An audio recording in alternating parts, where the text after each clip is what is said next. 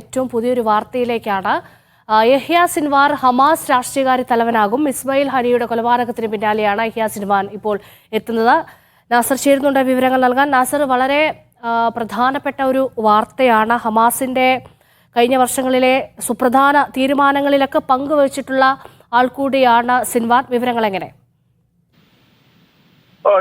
അല്പം മുമ്പാണ് ഹമാസ് നേതൃത്വം ഔദ്യോഗികമായിട്ട് ഇസ്മായിൽ ഹനിയയുടെ പിൻഗാമിയായി, അതായത് ഹമാസിന്റെ പുതിയ നേതാവായി യഹിയ സിൻവാറിനെ തെരഞ്ഞെടുത്ത വിവരം പ്രഖ്യാപിച്ചിരിക്കുന്നത്. ഒക്ടോബർ 7-ന് നടന്ന ഇസ്രായേൽ ആക്രമണത്തിന്റെ സൂത്രധാരനായിട്ട് ഇസ്രായേൽ കരുതുന്നത് യഹിയ സിൻവാറാണ്. ഏറ്റവും സൈനികമായിട്ട് അൽഖസാം ബ്രിഗേഡിന്റെ സൈനിക നേതൃസ്ഥാനത്തുള്ള വ്യക്തി കൂടിയാണ് യഹിയ സിൻവാർ.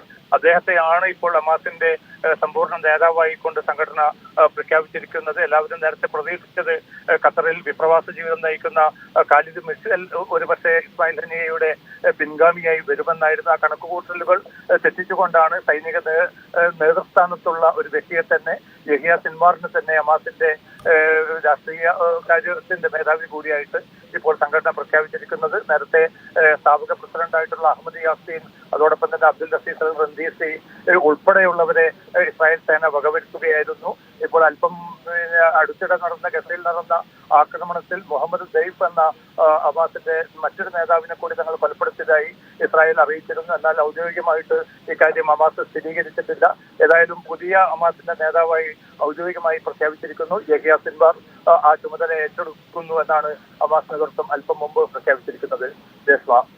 നാസർ, ഈ ഗസയിലെ ഇസ്രായേൽ ബന്ദികളുടെ കാര്യമായിരിക്കും സിൻവാറിന്റെ പേര് കേൾക്കുമ്പോൾ ആദ്യം ചിന്തയിൽ വരിക. കാരണം ചർച്ചകളിൽ അദ്ദേഹം സ്വീകരിക്കുന്ന രീതികൾ, നിലപാട് ഇസ്രായേലിനെ സംബന്ധിച്ചിടത്തോളമൊക്കെ വളരെ പ്രധാനപ്പെട്ടതായിരുന്നു കഴിഞ്ഞ കാലങ്ങളിൽ. ഈ വിഷയത്തിൽ അവർ പരിചരിച്ച സിൻവാറിന്റെ കർക്കശ്യം വലിയ തരത്തിൽ ഇസ്രായേലിനെ അസ്വസ്ഥതപ്പെടുത്തിയിട്ടുണ്ട്. അതുകൊണ്ട് തന്നെ എന്തെല്ലാം പുതിയ ഇതിന്റെ ഒരു രാഷ്ട്രീയ വശം കൂടി നമുക്ക് പറയേണ്ടി വരും.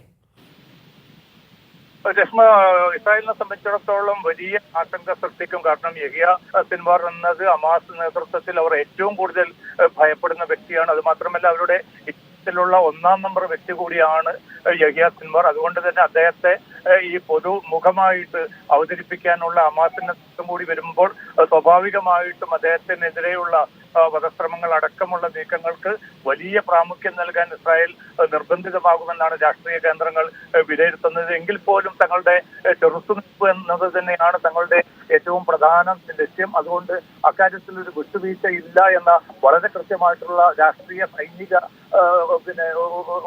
ഒരു സന്ദേശം കൂടിയാണ് ഈ ഒരു തെരഞ്ഞെടുപ്പിലൂടെ ഹമാസ് നൽകുന്നത്. തീർച്ചയായിട്ടും ഒരുപാട് ഘട്ടങ്ങളിൽ ഹമാസിന്റെ ലക്ഷ്യങ്ങളിലേക്ക് ആ സംഘടനയെ വലിച്ചെടുപ്പിക്കുന്നതിൽ മുന്നോട്ട് നയിക്കുന്നതിൽ നിർണായക സ്വാധീനം ചെലുത്തിയ, അതല്ലെങ്കിൽ പങ്കാളിത്തം വഹിച്ച ഒരു വ്യക്തി കൂടിയാണ് സിൻവാർ. സിൻവാറിന്റെ പേര് പോലും ഏറ്റവും അസ്വസ്ഥപ്പെടുത്തുന്ന ഒരവസ്ഥയിലൂടെയാണ് ഇസ്രായേൽ കടന്നു പോകുന്നത്. ഒരിക്കൽ പോലും പലതവണ പരിശ്രമങ്ങളൊക്കെയും മറ്റു പല നേതാക്കൾക്ക് എന്ന പോലെ തന്നെ സിൻവാറിന് നേരം നടന്നിട്ടുണ്ട് പോലും അതിലൊന്നും ഇസ്രായേൽ വിജയിച്ചിട്ടില്ല. അതുകൊണ്ട് മില്യൺ കണക്കിന് ഡോളർ സമ്മാനമാണ് ഇദ്ദേഹവുമായി ബന്ധപ്പെട്ട വിവരങ്ങൾ കൈമാറുന്നവർക്ക് ഇസ്രായേൽ നേരത്തെ തന്നെ പ്രഖ്യാപിച്ചത്.